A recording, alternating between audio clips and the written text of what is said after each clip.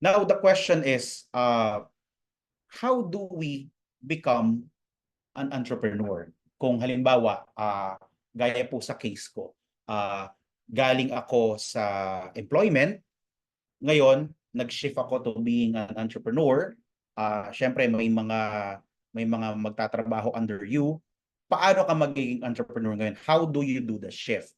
Una, part of preparing is visualizing what you want to be when you finally decide to move and to become an entrepreneur. There are two things. One, be the leader. Hindi ko lang po naisulat, sasabihin ko na. Be the leader that you want to be when you were still an employee. Lahat po tayo may idea ng good leader. And leadership, kung pag-uusapan to, medyo mahaba-haba. Pero to cut it short, to put it simply, paano ka magiging magaling na leader sa sarili mong business? Be the leader that you want to become nung employee ka pa. Ibig sabihin, nung ikaw pa yung empleyado at may boss ka, at may sinasabi ka na dapat yung boss ko ganito, sana yung boss ko ganito, sana yung leader ko ganito, be that leader. Be that boss. Paano? You will discover that along the way. Second, just be a good leader. Just be a good person. Nakuha ko po ito habang kami ay nag-organize and nag-cover ng mga events.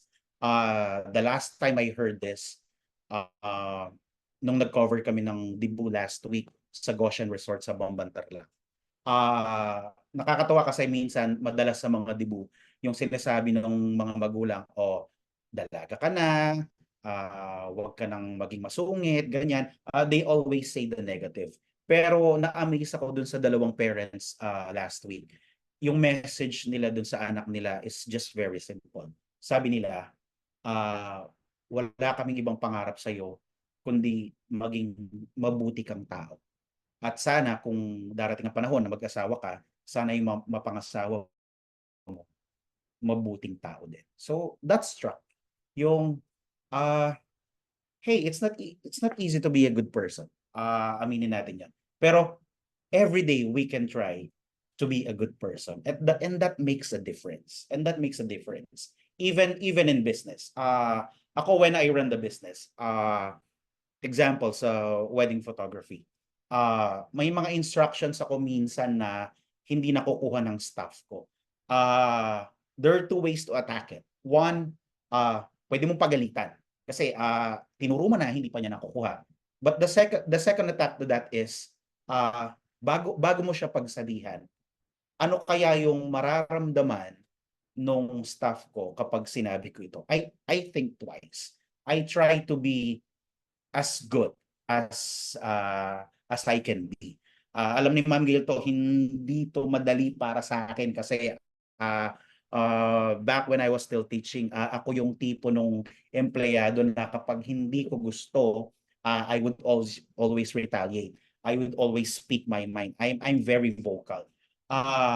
Pero nung nag-uumpisa na akong i-run yung business on the side, habang ako'y empleyado, unti-unti ko pong nakikita yung ito pala yung feeling kapag napapagalitan ka. Ito pala yung feeling kapag may inutos sa'yo at hindi mo siya nagawa na maayos. Kumbaga, yung maganda doon, I had two perspectives already. Alam ko na yung both sides of the coin. Meron na akong idea kung paano maging empleyado at paano maging employer. So, yun lang. So, para sa akin, two things lang. Pwede nyo pong i-expound on your later skills development program. Pero para sa akin, if you want to become an entrepreneur and to be successful and to be happy with that, there are only two things. Number one, be the leader that you want to become when you were still an employee. And number two, be a good person. So to sum up, para tapusin ko po ito, my decision to shift from being an employee to an employer was not that easy. It was very hard. It was really hard. It took us maybe 2 years to finally decide that I leave my employment. Siguro, kasi nag-start to nung bago mag-pandemic, so mga 2-3 years ganun.